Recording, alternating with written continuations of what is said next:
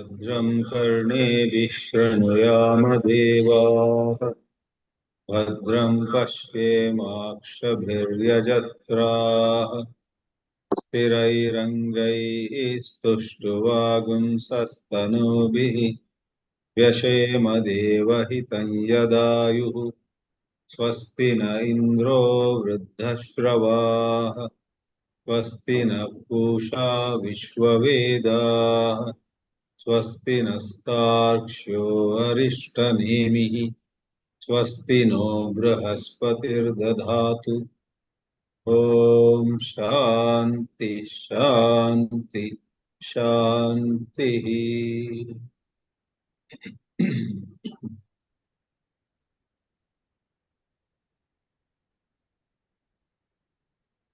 In the 8th class that we had on Atma Bodha, on June 7, 2024, we had covered the 19th verse, which has a really very appealing metaphor. Just as the moon seems to be moving fast in the sky, while it is actually the clouds that are moving, so too you and I have a sense of we are changing, we are growing old, we are dying, we are into financial problem, and in between, oh, we are doing so well. By God's grace, we have best health now. All kinds of descriptions are superimposed on us, while actually our true nature is absolutely changeless. Indriyeshu vyapruteshu ātma vyapari iva drishyate yatha abhreshu davatsu chandraha dhavan iva drishyate. When indriyas are active, indriyas are into things. The Atma is not into anything. And saying it is not active, we should not think it is some inert stone. No. While not being active, all the same, it makes possible the activities of the Indriyas. The cinema screen makes possible a wonderful movie of happy times and bad times, of comedy and tragedy and whatnot to appear upon it, while the screen itself is not party to either any tragedy or any comedy. When there is fire in the movie, the screen does not get burnt. When there is torrential rain, the screen does not get wet. Like that, the pure self is to be contemplated upon. Following that, this class on June 21, we did not have a class on June 14. This 9th class is taken up now on June 21, 2024, evening in India and morning in the West. Continuing this beautiful business of throwing light on the nature of ātma, our own true nature. Who am I? Is best answered by what is said about the ātma in these wonderful, brilliant verses. We have the 20th verse. ātma caitanya māśritya dehendriya mano dhiyah swakriyartheshu vartante suryalokam yatha janah. Janah, people. People, generally speaking, though there are some who are active at night and take rest during the day, ignore them. The example refers to majority of people, majority of creatures also. They rest at night. Upon sunrise, they wake up and they become active. The sun does not actively tell them, get up. The sun doesn't say. There is a sunrise, and all over the world, wherever that sunrise is felt, living beings, animals, plants, birds, human beings, all of them, janaha swakriyarteshu vartante. They become active in their respective functions. Likewise, body, sense organs, mind, and the intellect. Deha, Indriya, Manaha, and Dhihi. Dhihi is buddhi or intellect. Dehendriya Manodhyaha Swakriyartheshu Vartante. The eyes see, the ears hear, the mind feels emotional, the intellect comes to opinions about things, the body on its part is moving about as dictated by the mind or the intellect. Deha, Indriya, Manaha, and Dhyaha. Dhihi is the last word. The compound takes plural. Dhyaha. Dehendriya, Mano, Dhyaha. Swakriyarteshu vartante. How does it happen? Ātma caitanyam ashritya. Ashritya means ashrayam swikritya. Taking shelter or drawing from the light, the life of ātma. Sri Ramakrishna's example of vegetable pieces put into a steel vessel, and that vessel which has water. So having water and having vegetable pieces in the water is placed upon a stove, an oven. And let's say it's a gas stove. You light up the gas stove, the flames are rising. Within a few seconds or a minute or two, as the water is heated, the pieces of vegetable start moving up and down or even circularly. Turn the gas off. Within a few seconds, all the moving vegetable pieces become quiet. No more movement. On their own, they have no ability to move. But the heat that comes from the fire of the oven makes the water move, and then the pieces of vegetable also move. You and I have a serious problem. We think we are doing, it's all our own, without knowing that there is a higher power which is making us move.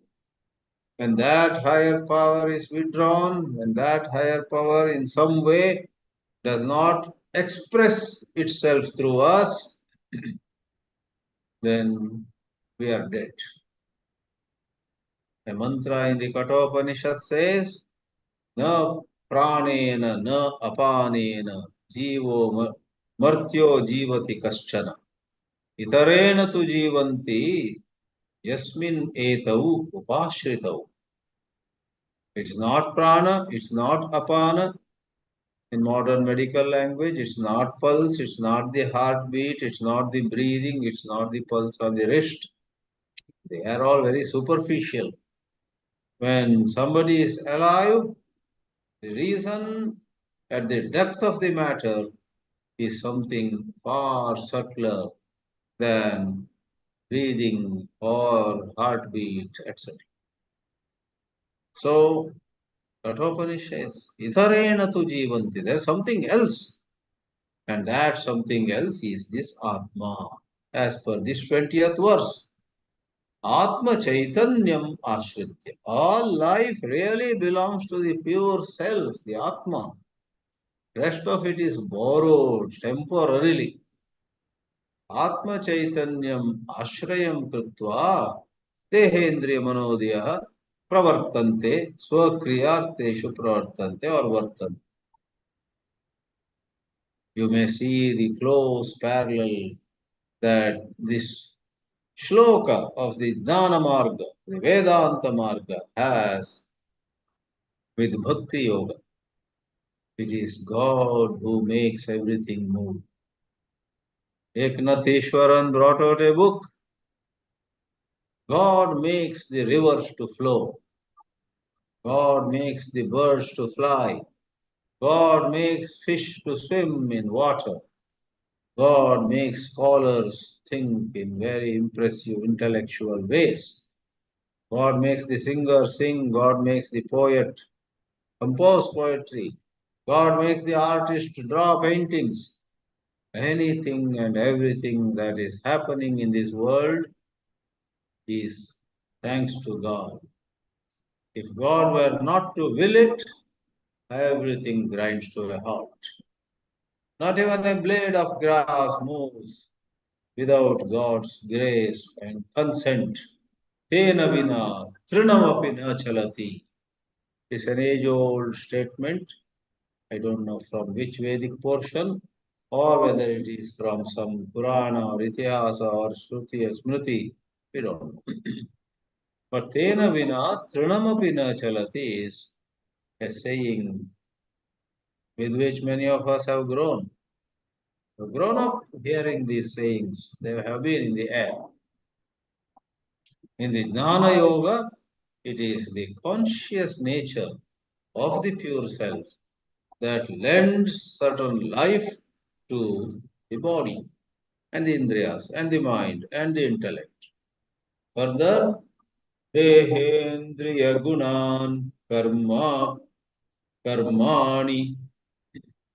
amale satchidatmani adhyasyanti avivekena gagane nilimadhivat.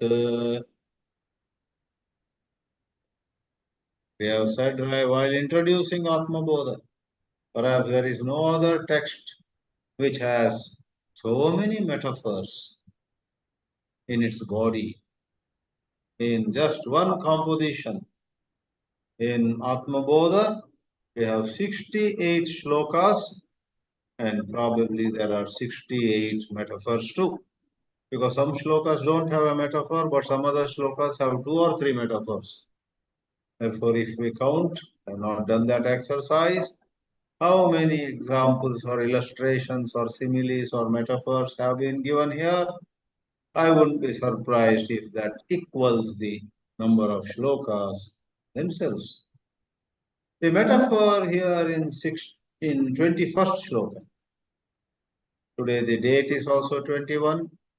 It is International Day of Yoga, and our connection is with Vedanta this evening or this morning in the West. And this 21st shloka says, just as the sky has no color of its own, but in certain settings, we think the whole sky has become blue.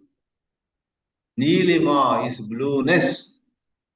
We superimpose blueness on the sky. Actually, the sky doesn't change its color. The sky, the space that makes the sky is so subtle. It's not like surface of a pot which you can paint. It's not somebody's face on which you can apply some color as they do during the festival called Holi. Holi Aire, they sing, dance, and throw colors on each other. Colors can sit upon face, on clothes, but if anybody imagines color can actually sit upon space, they are mistaken. Space is not available to touch. Paint cannot go and stick. It cannot stick to space, to sky. Therefore, it's more an optic illusion It's more in our vision or our view that there is blueness. The sky itself can never get the blueness. Likewise, the pure self that you and I are, sat-cit ātma. Sat-cit ātmani,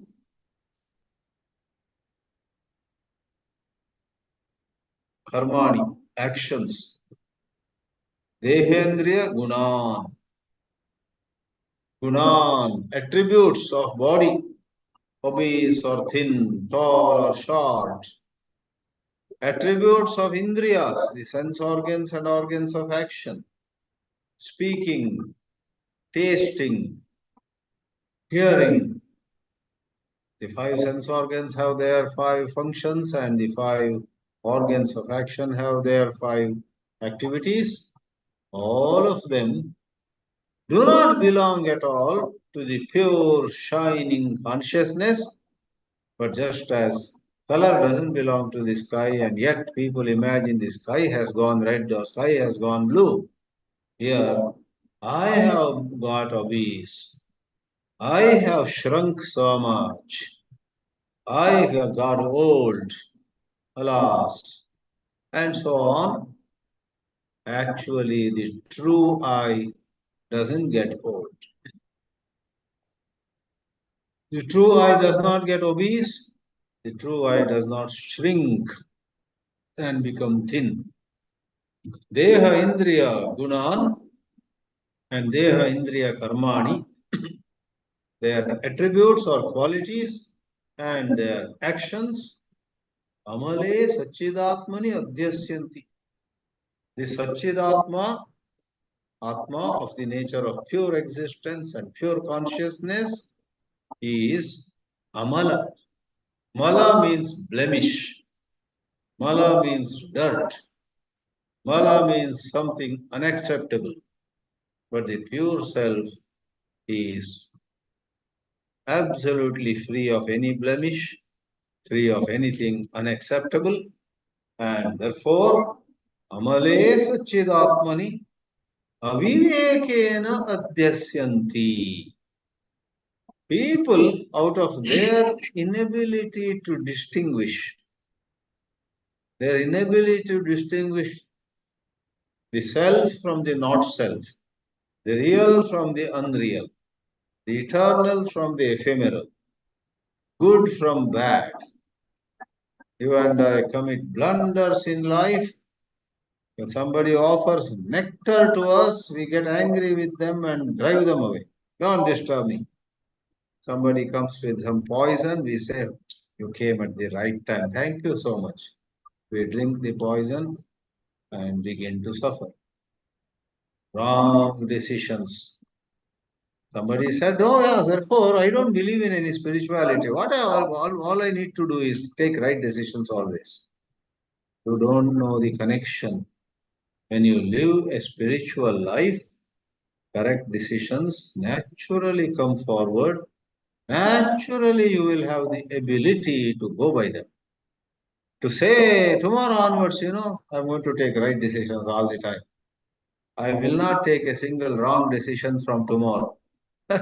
You may say so, but if you overeat, if you miss your yoga or ask pranayama, if you don't pray, if you don't contemplate on spiritual truths, if you don't attend any satsanga, knowingly or unknowingly, your ability to decide rightly and do rightly will vanish.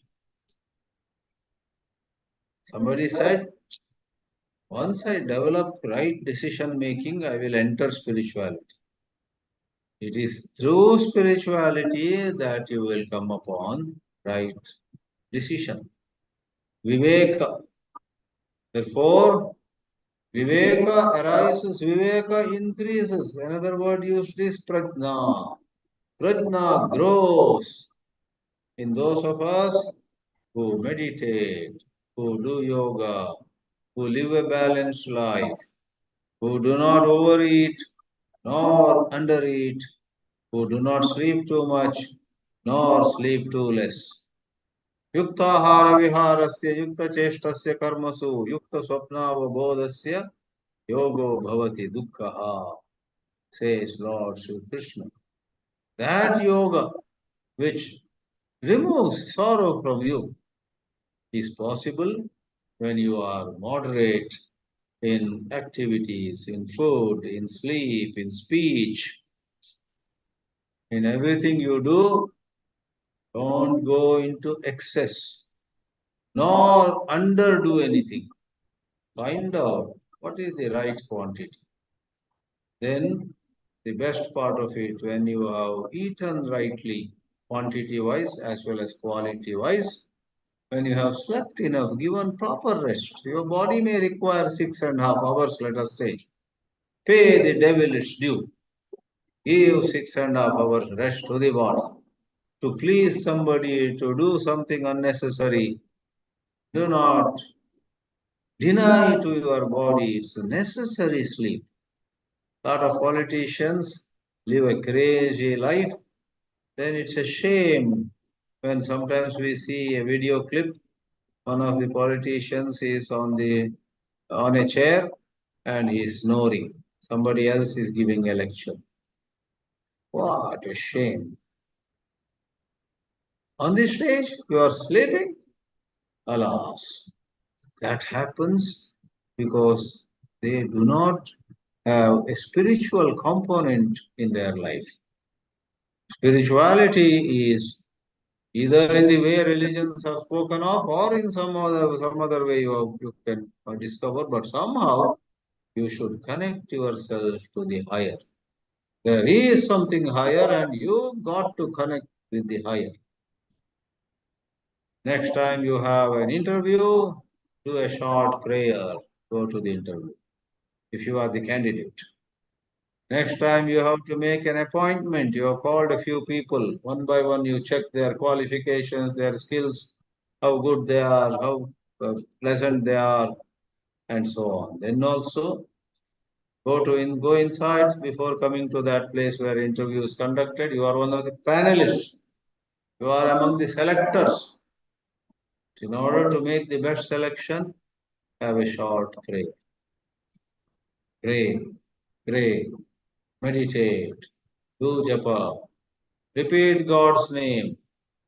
Mind not only becomes calm, which is visible to you, but our tradition holds that invisible to us, beyond ordinary logic, prayer, japa, and spiritual exercises purify our.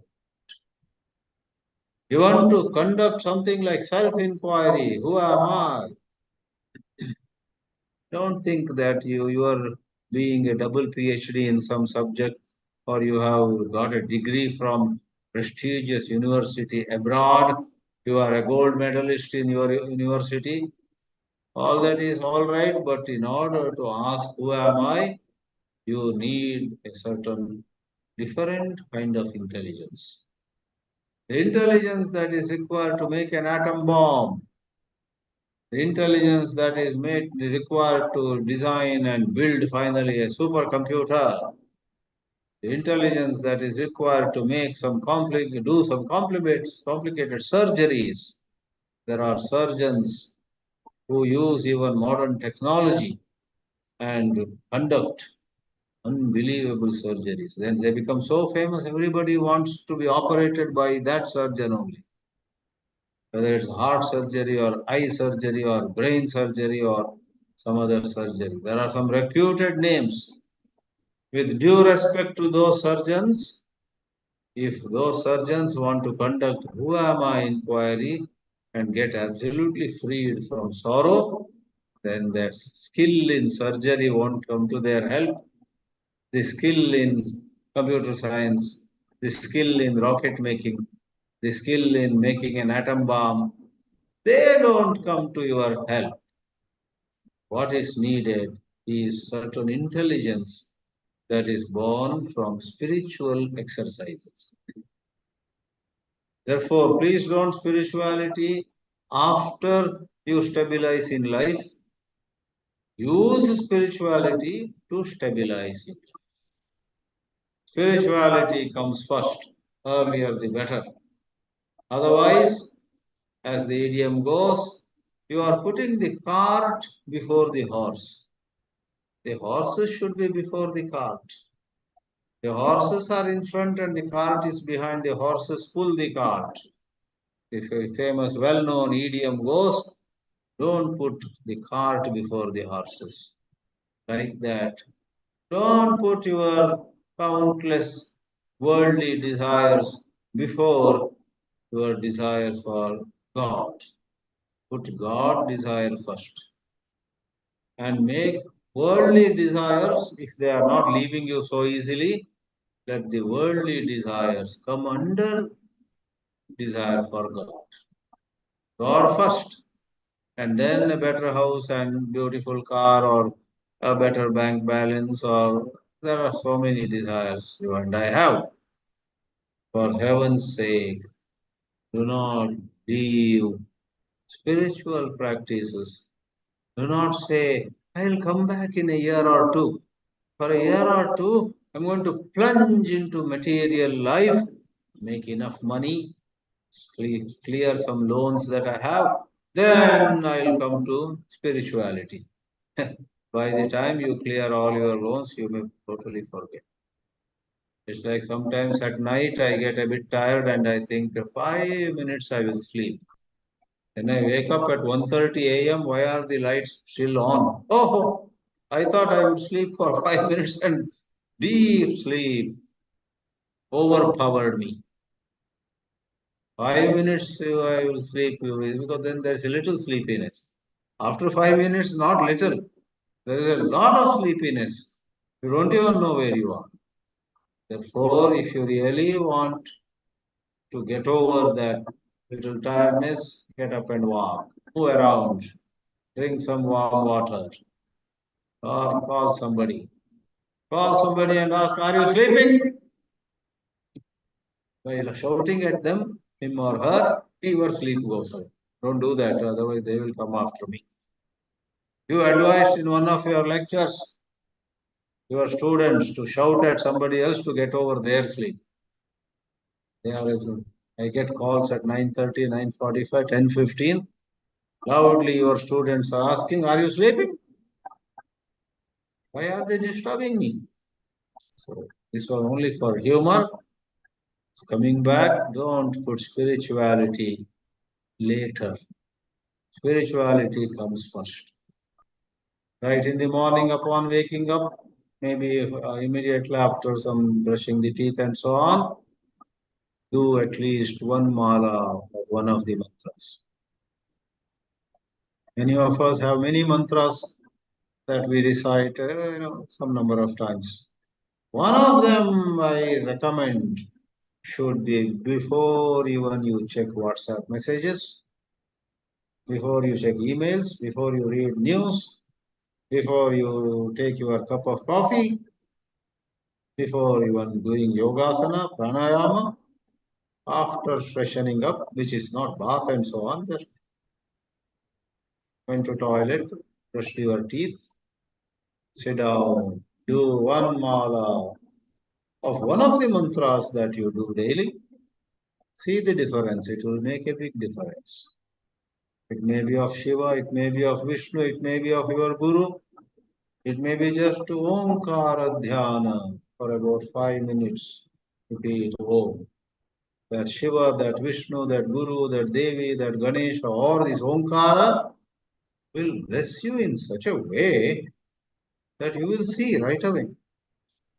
In the very first 2 hours of the day, you find, hey, feeling light and happy and cheerful. How come last evening I was so tensed up about something, but now I'm feeling like singing a song? 5 minutes of japa does something which technically they say is both drishta and adrishta. Drishta means logically you repeat the mantra, mind becomes calm, you are able to see what is happening to the mind. When you do pranayama, there is a drishta phala. You feel on this International Yoga Day, let me say, you do a few asanas to see, because after all, movement of the body. So Anyone logically can say that there is better breathing, there is better blood circulation, certain things of the body get straightened up. No wonder you are more cheerful. That is drishta, what logically you can figure out. But the Shastra says in all these good things, yoga or pranayama or japa or prayer, or there are many. Maybe you read a passage, maybe you read 5 shlokas of the Gita, or maybe without chanting anything, you just stand before the image of God and stare, gaze, look at God, behold God for a few minutes. There is adrishta phala. Sometimes you and I make prayers where you and I pray God to bless us in some particular way, maybe for better health, maybe for we sadhus ask for viveka, vairagya. We don't need a bigger house, we don't need physical things, we don't need more wealth, but we say, give me vairagya, give me viveka. And sometimes we may get frustrated. I've been praying like this, but I'm still acting very foolishly, making wrong choices. No, have patience. Sometimes God sees but waits. There is a saying, right? God sees but waits. God will never let you down. He may give you whatever you ask for with a little delay. In Hindi, they say something like, भगवान के मामले में देर है अंधेर नहीं. Andher means darkness, whereas there means some delay. In English, the saying is, God sees but waits. We are not to ask why he waits. He is giving us, even if it's a bit late, accept it, take it with both the hands and be grateful to God. God, free me from my negativities. Pray and pray and pray, even if it takes 20 years for you to get freed of some negativity, whatever it is. Never mind, 20 years is peanuts. In the long span of life, of this life itself, I should take many lives into account. Let's say you have been doing some sadhana for the last 10 lives. And if it is 70 years average, on an average, 10 lives into 70, 700, last 700 years you have been praying. In 700 years, what is 20 years? Peanuts. Therefore, Purvavadhanam Mahadavadhanam. Go slow, but do there. Coming back to Atma Bodha, Shlok number 21. Avivekena adhyasyanti.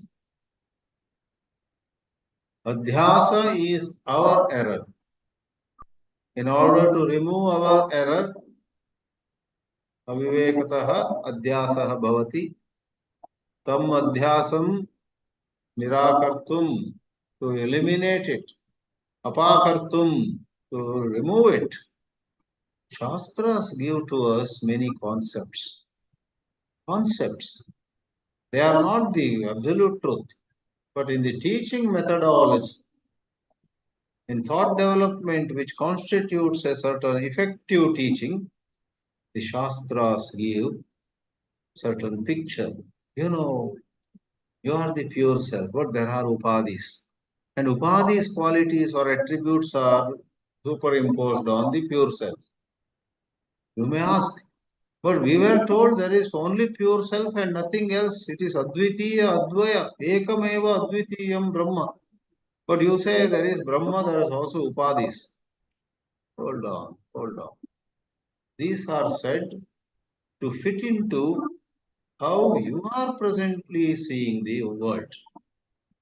In the world, you see there is a candle burning, and opposite the candle, at a little distance, there may be a cat watching the flame of the candle. There is the candle, there is the cat. In this world, there are always A and there is B, X and there is Y. Therefore, using that language, say there is the pure self, but there is also the body, there is the mind, there are the senses, call them upadhi. Now, taking that model, okay, so upadhi's qualities are sometimes superimposed on me. Oh, I see. Makes sense. That means I myself don't go through any change. Yeah, you don't go through any change, but the changes that happen to the body, to the senses, seems to be happening to you. A certain picture is given. But down the road, when your mind is more prepared, they say, what upadhi? There is nothing but Brahma only. The student may protest. Guru, I asked this question long back. You asked me to keep quiet. And now you are only saying, when I said, you said, don't talk. Now after 20 classes, you yourself are saying that there is no upadhi, nothing, there's no mind at all, only Brahma is. The Guru smiles. If I had told you at that time, yeah, there is no upadhi, there is no deha, there is no buddhi, there is no indriya, there is no time, there is no space, Brahma alone is, you would not have appreciated. In a whole lot of teachings in any subject, there is a time when we don't understand even basic concepts. Everything goes above our head. In 81, I heard a lecture by J. Krishnamurti in Chennai. Everything went above my head. First of all, I did not pay much attention also. I was there, but my mind was wandering. But I guess even if I had tried to understand what he was saying, probably most of it would have gone above my head. I had not imagined. Some 25 years later, I went headlong into J. Krishnamurti's teachings. Living in the campus of J. Krishnamurti's school in Varanasi, there also first 2 or 3 years I had a hard time. I did not know what is psychological and what is functional. Why are they using these words? But one morning suddenly it became so clear. What was not clear became clear at the right time. And after some more years, I ended up as a speaker on a number of topics of J. Krishnamurti, his teachings. Though he is the best source, but people like us also give some talks, conduct some dialogues, hold some discussions, and some people feel it helps them. Otherwise, lofty teachings like that of Sri Krishnamurti, better anybody not interpret it. Now, if somebody interprets what Krishnamurti meant is like that, if you start, it may do injustice because there are such subtleties. However, with humble submission, I may be wrong, but so to me it seems he might have meant this. You can go about it like so. Adhyaropa, the word is not here, but I am saying adhyasa is here in this shloka. Avivekena adhyasya or avivekena adhyasyanti, verbal form. Avivekena adhyasyanti. You will do an adhyasa. In the body, we have superimposed the idea this is me. This body is me. And 1 inch other than outside the body, that is not me. Who is saying this? Our thought is saying. Shankara would call it erroneous perception. It's as erroneous as saying a pencil got bent when you put it in a glass of water. Physics then explains there is a phenomenon called refraction. Pencil looks bent.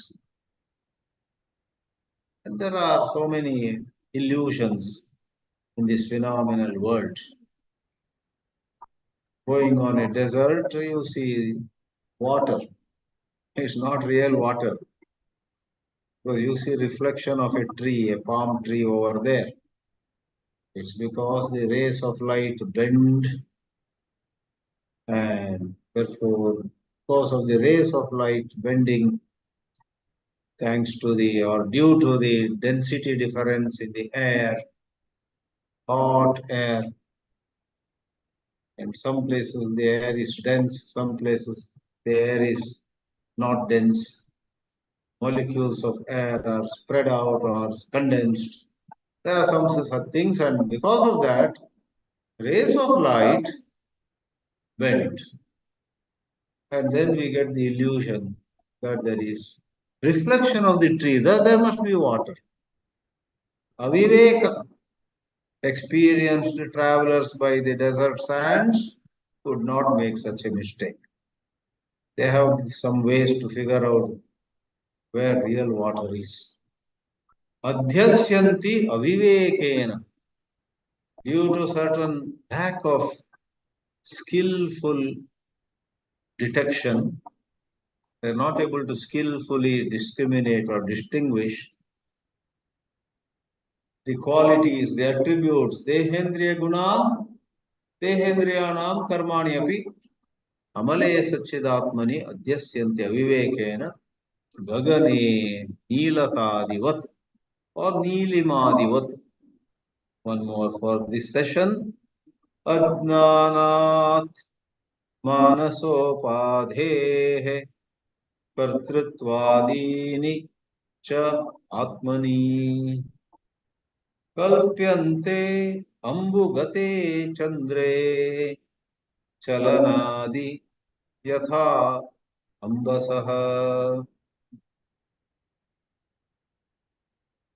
अज्ञानात् मानस उपादेः कर्तृत्वादि च आत्मानि कल्प्यन्ते अम्बुगते चन्द्रे चलनादि यथा अम्बसः. Ambu and ambas both mean water. So, ambhasaha chalanam vartate. Water is shaking in a bucket. The moon is reflected in the water. Somebody looks at the water and thinks that is the real moon over there. The reflected moon in the first place is mistaken to be the real moon. And that image is not real moon, it's the image of the moon. Because the water is shaking, chalana, moon seems to be shaking, even splitting into pieces, again joining, again splitting. All this happens. And those who don't know what is happening, they don't know the real moon is up in the sky and nothing has happened to him. They say, oh, moon broke. Oh, how the moon is shaking. A drunkard came home once and he wanted his wife to open the door. So he went on knocking at the door for his wife to open the door. For half an hour, she did not open the door. He got very angry. Finally, the wife opened the door. But the door was 2 feet away from where he was knocking. The drunkard got very angry with his wife. You are opening the door there. Did you move the door 2 feet away? Why would she move the door and how can she move the door? This fellow for half an hour was knocking on the wall by the side of the door. But when she opens also, he accuses her that she moved the door. This fellow was hitting the wall 2 feet. Another drunkard was going on a footpath, but one leg on the footpath and one foot down the footpath, what you call sidewalk. One foot on the sidewalk, one foot on the road. And he was loudly blaming. The corporation is utterly irresponsible. The roads have become so uneven and they are not repairing. See, the roads are not in bad shape. 1 foot of his is on the sidewalk, which is some 6 inches above. The second foot is on the road, and he calls the road uneven. Like that, It is the water which is moving, and image of the moon it seems to be splitting, whereas real moon is as motionless as ever. Don't stretch the example. No, no, the moon moves and goes around the earth once in about 27 days. The moon completes one orbit.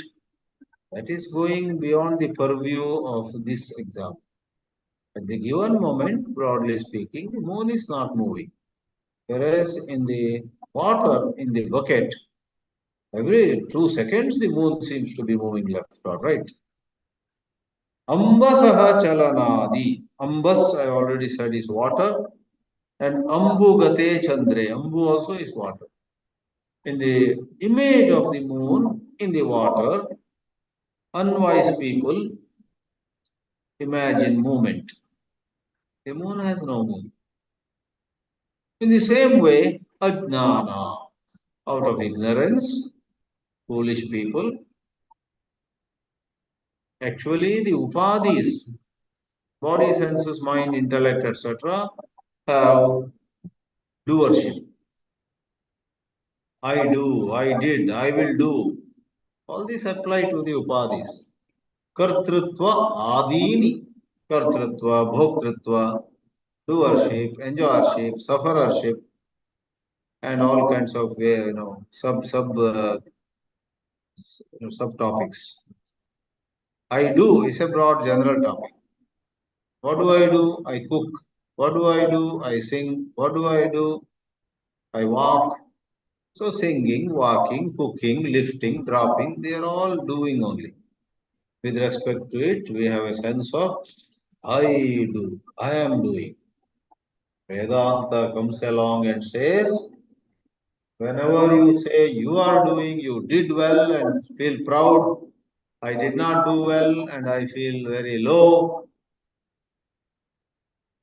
Hold on. Every day sit few minutes quietly. All time you are on the run. You are trying to do more and more and more. Are they really necessary to be done? Or is your mind restless? Ask yourself. Find a balance. It's good to be on the move. It's good to be efficient. It's good to work hard. But in the process, if something has slightly gone wrong inside you, judgment inside you, suppose you are not taking care of old parents, you are not taking care of some animals and so on. Yesterday, one lady went from her house in one part of Mumbai to another house because she had some work. But while locking the door, she was already late. She realized that a cat is inside this house. She went, she had to go, she could not delay further. But after going to another part of Mumbai, she called her neighbor at this first place, who also had a alternate key, She said to this neighbor, you know what? I think a cat somehow got in and now it won't be able to get out. Everything is closed. And I feel bad that I'm coming after 10 days. The cat will die inside. You have a key after all. Please, will you open the house and feed that cat something? Give some milk. So the neighbor is feeding. Right now it's happening. The neighbor is feeding some milk or something to the cat. The cat refuses to come out. Maybe the cat is frightened. If I come out, something else, something worse will happen. On one hand, it's miserable inside. On the other, it doesn't want to come out. But it is being fed. Whereas sometimes if you are so absorbed in some work, we forget somebody has not been fed, somebody needs some medicine, somebody has been waiting for our phone call, we forget. So one has to, all this came because I said one has to sit quietly. Sit quietly for a while. You have 100 things to do, agreed. But why not sit 5 minutes, calm down, and then slowly say, okay, among the 100 things, which is the most important one, which actually needs to be done first of all. Let me, in my hurry, go on spending time in unimportant things, and the important thing then remains. So a little thoughtfulness, a little attention, little right judgment has to come. So Vedanta is not just about Atmajnana. When you reflect on Vedanta, you find much of it applies jolly well to how you live. Your daily life gets a bit better. Then, of course, you have to, at the right time, apply yourself to this matter of who am I? Aham Atma. I am Atma. But what is this Atma? Atma kaha? Atma kidrishaha. Of what kind is this Atma? Of what nature is this Atma, the pure self? Atma Bodha answers this. Om Shanti Shanti Shanti.